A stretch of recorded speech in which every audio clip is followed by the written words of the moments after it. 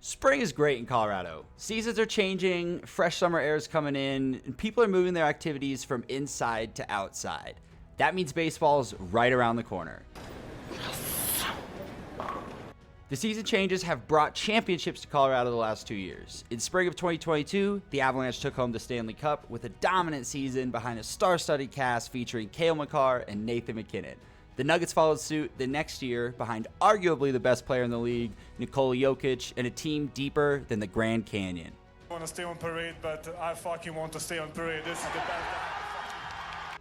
Once these sports seasons come to an end and summer's in full effect, there's one thing left for sports fans. Golf.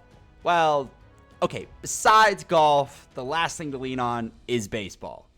Ah, yes, America's pastime. Baseball roots back to the mid-18th century and brings memories of nice summer days, peanuts, and the crack of the bat. Fans for teams like the Yankees, Dodgers, and Astros have all been able to enjoy many of these seasons well into October. You see, the playoffs take place in October, and only the best teams in the league are left to play at this time. October is the best time of the year for baseball fans because this is when the games really matter. That sends Carroll back. He's at the wall, and the legend grows! The year's 2007, and it's officially been labeled Rocktober in Colorado, following a magical run to the playoffs that nobody could have predicted. The Rockies won 13 of their final 14 games to force a one-game playoff versus San Diego. Winner in, loser is out. This game was forced to a dramatic 13th inning that led to the Rockies to a playoff win versus Hall of Fame pitcher Trevor Hoffman. Matt Holliday, yes, dad of current prospect stud Jackson Holliday, made the game-winning slide into home plate that was heard around, at least the state. He is safe. The Colorado Rockies are the National League Wild Card winners. The Rockies followed up this effort by sweeping the Phillies in the NLDS and sweeping the D-backs in the NLCS.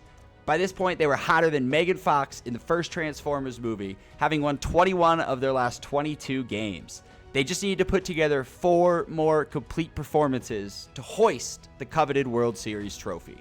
Great success. This didn't happen, and momentum came to a screeching halt. Got him! The Red Sox returned the favor and swept the Rockies to win the 2007 World Series.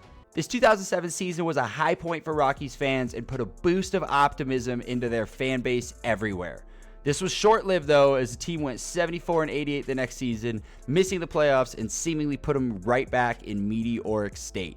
To put in perspective just how dreary the history really has been for the Rockies, since they became an official MLB organization over 30 years ago, they've only made the playoffs 5 times, and their only time to the big dance was that 2007 season. On the other end of the scale, the Houston Astros have made the playoffs each of their last 7 consecutive seasons. In those 7 seasons, they've won the pennant 4 times and have hoisted the World Series trophy twice.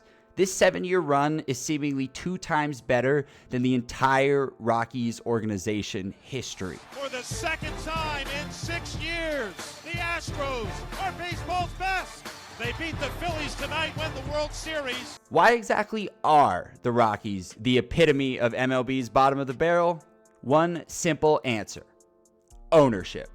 The Rockies play in one of the best divisions in baseball and are expected to keep up with the Dodgers, Padres, Giants, and Diamondbacks. All of these teams are currently capable of making it all the way and have made moves to put them in position to do so. The Diamondbacks made a surprise World Series appearance last year, but have loads of talent to keep their eyes on returning year after year. The Dodgers have 3 of the biggest names in the game: Mookie Betts, Freddie Freeman, and Shohei Ohtani. And the Padres and Giants are always making upgrades to keep themselves in position to compete. Then there are the Rockies, where the same optimistic message is passed along each spring and where big-name players are traded when it comes time to give them a paycheck. Well, Nolan Arenado and Trevor Story are 2 of the biggest names that have put on a Rockies jersey in the last 10 years. Both these guys found their stardom at Coors Field and put it all on the field for the Mile High City. These guys were fan favorites and dominated the left side of the infield together. With both of them on the team, it felt like the Rockies were 2 or 3 pitching upgrades away from being able to make a big run in the playoffs. Instead of following suit like the other teams of the division and getting a supporting cast for Arenado and Story, the Rockies made one of the worst MLB trades in the last decade. They sent Arenado to the Cardinals in exchange for a box of Hostess donuts and some used sneakers. What? Bro, what are you talking about, man? The following offseason, the Rockies decided to let fan favorite shortstop Trevor Story walk, and instead opted to pay free agent outfielder Chris Bryant. Now, don't get me wrong, Chris Bryant seems like a nice guy and could be good for the locker room, but his production's been far from expectation. As a result of these offseason moves, when spring comes back around, the organization's passing along the same message that they've made improvement with their current roster and have young and promising prospects to continue to develop. Spring training 2024 is now here, and the Rockies have found themselves in the same position. Last season, they only strung together 59 wins and were far from the bar in just about all aspects of the game. You would think there would be big changes in the pipeline. Instead, there were no big signings for the offseason, and in total, they spent a whopping $3.5 million to bring in some veteran depth.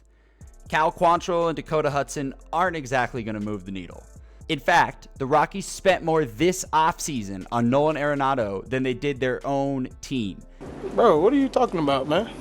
That's right. The Rockies are paying the Cardinals a whopping $5 million per year until 2025 as part of the Hostess donut trade I mentioned earlier.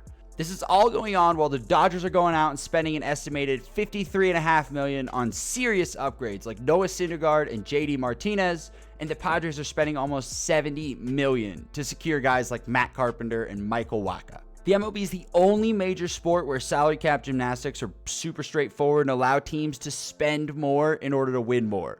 The Rockies are failing to re-sign their current fan favorite talent and failing to utilize free agency in order to make upgrades. It's time for the Rockies to get someone who truly wants to win leading the charge instead of their current ownership who's clearly in the sport to make money instead of build a dynasty and win championships.